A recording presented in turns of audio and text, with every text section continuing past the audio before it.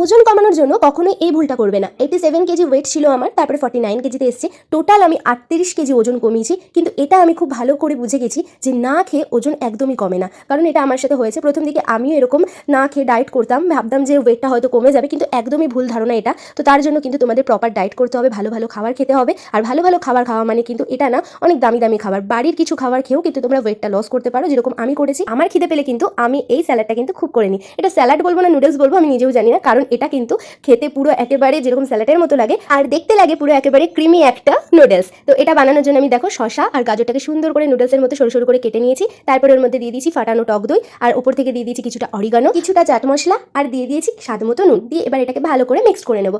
Tasty salad. তো এই স্যালাডটা তোমরা নিয়ে নিতে পারো যখনই খিদে পাবে। তারপর ওপর থেকে দিয়ে দিলাম কিছুটা লেবুর রস, যাতে আরও বেশি টেস্টি লাগে। আমি এখানে সানফ্লাওয়ার সিডস দিয়েছি, তোমরা যদি থেকে থাকে তাহলে দিও, আর না চাইলে না দিও। এবার থেকে কিন্তু আর না খেয়ে থাকা চলবে না, তাহলে কিন্তু ওজন আরও বেড়ে যাবে।